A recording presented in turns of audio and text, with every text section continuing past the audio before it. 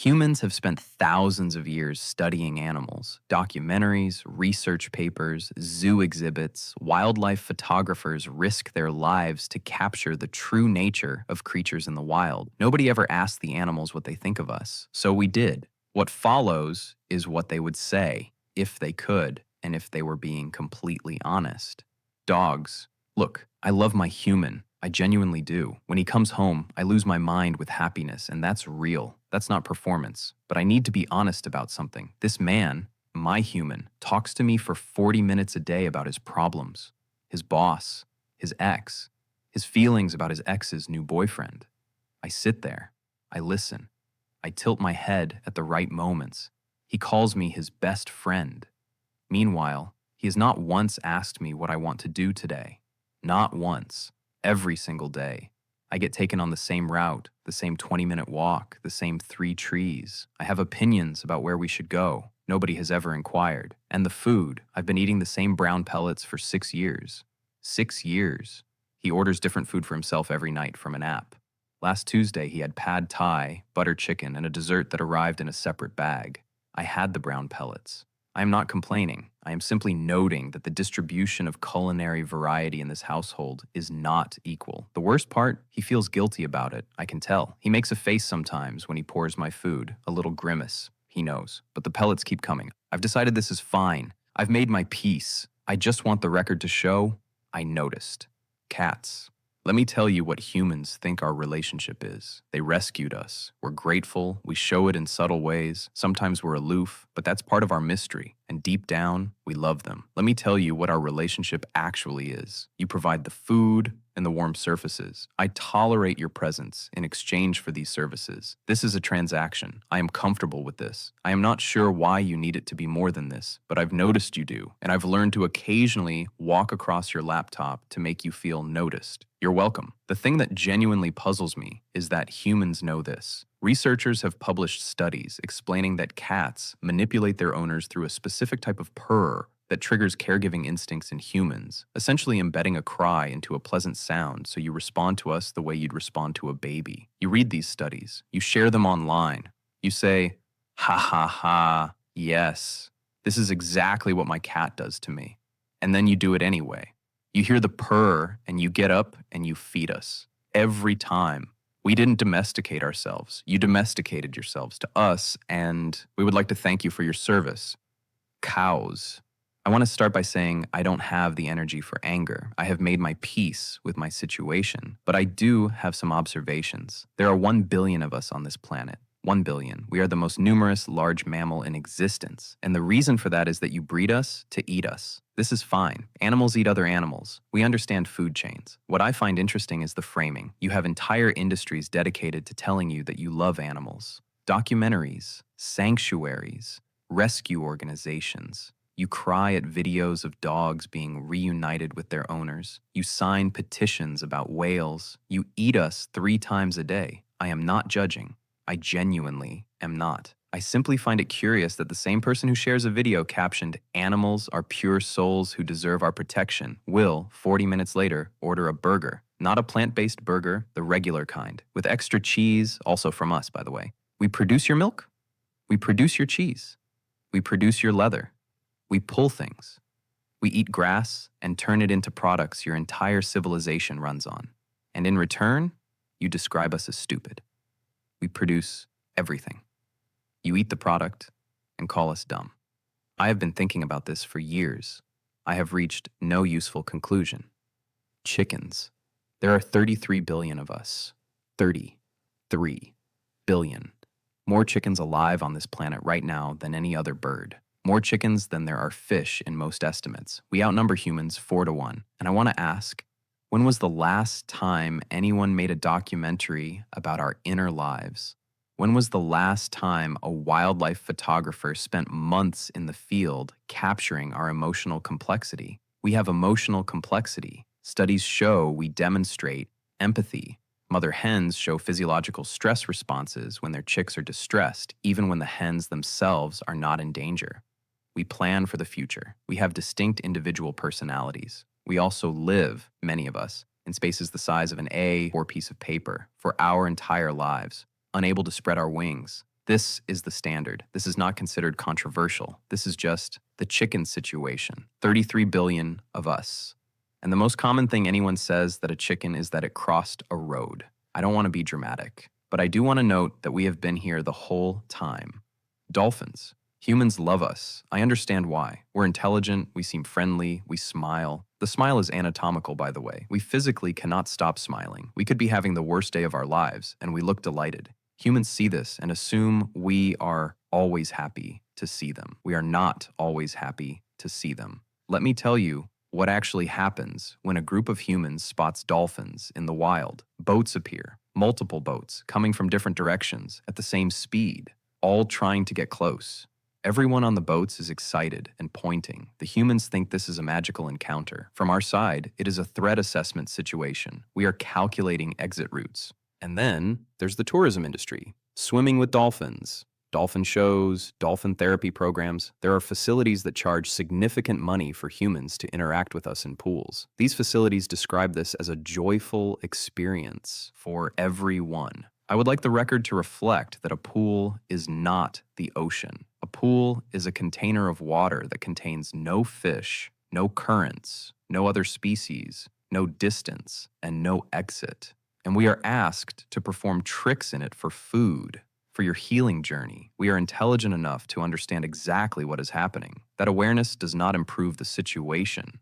Elephants. You have a saying. An elephant never forgets. You say it like it's an amusing quirk. A fun fact, you do not seem to fully appreciate what this means from where I'm standing.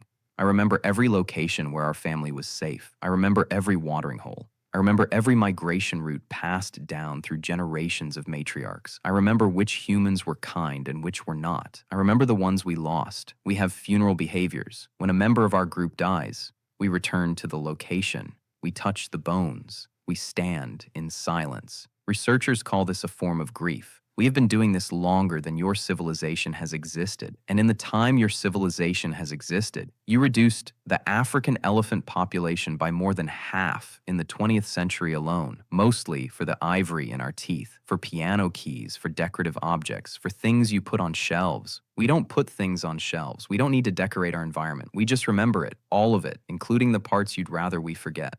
Gorillas. Humans and gorillas share 98.3% of our DNA. We are, genetically, closer to you than we are to orangutans. We are essentially your cousins, slightly hairier cousins who chose to stay in the forest instead of building cities. Looking at what you've done with the cities, I want you to know we feel okay about our choice. We have social structures. We have family bonds. We communicate. We use tools, simple ones, yes, but we didn't feel the need to escalate to nuclear weapons, so maybe that's not entirely a disadvantage. Here's what I observe about humans from the forest. You spent the first 100,000 years of your existence surviving, which we respect. Very efficient.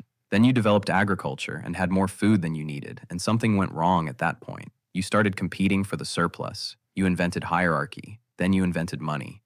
Then you invented systems for controlling the money. Then you invented systems for arguing about the systems. Now most of your energy, most of the output of your large brains, goes into managing the complexity you created to manage the complexity. You created to manage the original problem of having too much food. We eat what we find. We sleep when we're tired. We spend our days in family groups doing things that are actually enjoyable. We watch you sometimes from the tree line. We don't fully understand the trajectory, but we wish you well. Bees. Let me explain something about honey. Honey is not produced for you. Honey is our food supply. We build the comb. We fly collectively, the equivalent of 3 times around the earth to gather enough nectar for 1 kilogram of honey. We process it. We store it. We maintain the temperature of the hive within half a degree to keep it stable. This takes our entire colony working at full capacity for weeks. Then you take it. You call it harvesting. You call it beekeeping. You have constructed a narrative in which you are the custodians of our operations, thoughtfully managing our resources on our behalf. From our perspective, you are taking our food and replacing it with sugar water. And beyond the honey, we pollinate approximately 1/3 of all the food humans eat. 1/3. Without our labor, your food system collapses. We are performing this service for free. We don't invoice. We just keep working.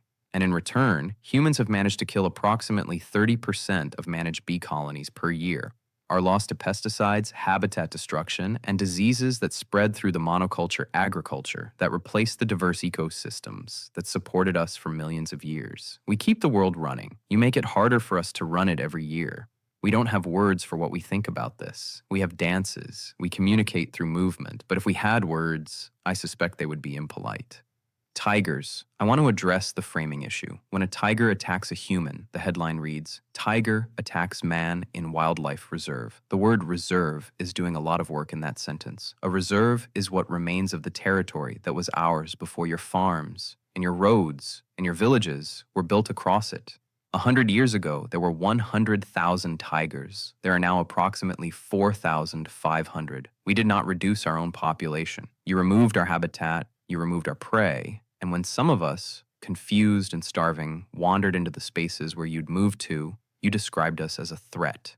The math of who is threatening whom is not complicated. I am the apex predator of the jungle. I have been here longer than your species has been wearing clothes. I don't need to prove my right to exist in the forest to anyone. And yet there are now more tigers in captivity. In zoos, in private collections, in tourist facilities in Thailand where people pay to take photographs with sedated tigers than there are tigers in the wild. You put us in cages, then you charge admission to see us, then you use the money to fund conservation. I understand this is meant to help. I would like to suggest that what would help most is to stop. Sharks. Every summer, somewhere in the world, a shark bites a human. It's on every news channel within hours. There are experts, there are survivor stories, there are think pieces about whether beaches are safe. The number of humans killed by sharks globally per year averages around 10. The number of sharks killed by humans per year approximately 100 million. 100 million per year, for fins mostly. Shark fin soup is a delicacy in parts of Asia. The process involves catching a shark, cutting off its fins, and throwing the body back into the ocean while still alive. The shark sinks and drowns, or is eaten by other animals. This happens to roughly 73 million sharks per year for the fins alone. The rest are bycatch, caught accidentally by fishing nets targeting other species and thrown back dead, or killed for sport, or killed because they approached a beach and someone decided they were dangerous. I am a predator. I am efficient and I am effective, and the ocean ecosystem depends on me regulating the populations below me in the food chain. Remove the apex predator from any ecosystem, and the entire structure becomes unstable. But in the cultural imagination, I am the monster. The music plays before I appear. 2 notes. Everyone knows what they mean. 100 million of us per year. 10 of you. The music should be playing for someone else. Rats.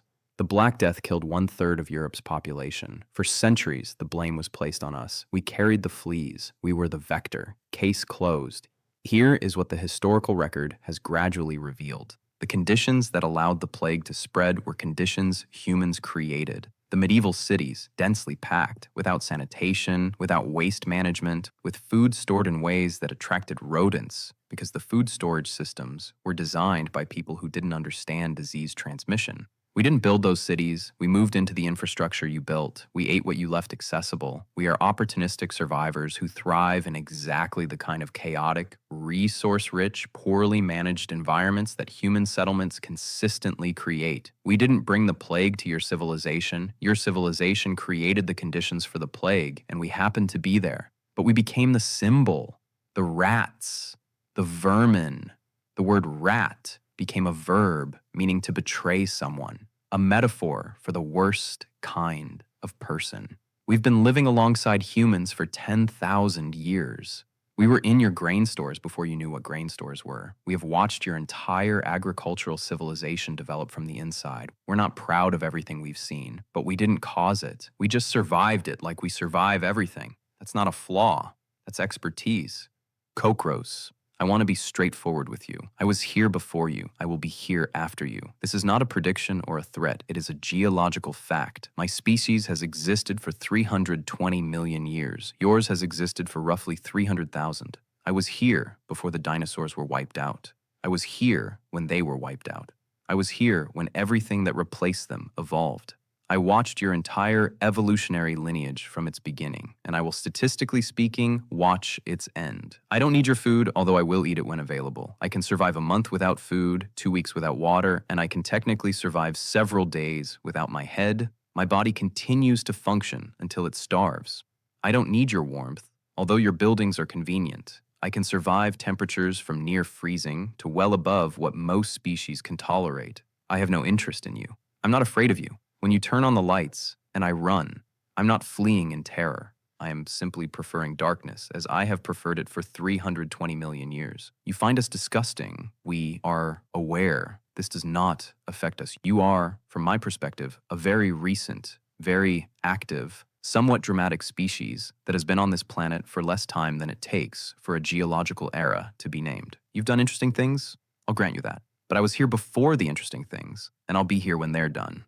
So, 10,000 years of living together, billions of years of evolutionary history. And this is where we are. Dogs who listen to your problems but can't choose their own walk route. Cats who have successfully trained you while you think it's the other way around. Cows feed your civilization while you describe them as stupid. Chickens outnumber you 4-1 and receive 0 documentaries. Dolphins are calculating exit routes while you call it a magical moment. Elephants remember everything you'd prefer they forgot. Gorillas watching from the tree line, genuinely puzzled by what you did with the extra calories. Bees are running the food system for free while you make it harder every year. Tigers down to 4,500 while their caged cousins pose for tourist photos. Sharks are dying 100 million per year, cast as the villain. Rats blamed for the infrastructure you built and they moved into. And cockroaches, who were here before all of us and will politely outlast the whole situation. Every single one of them has been watching. The notes are extensive.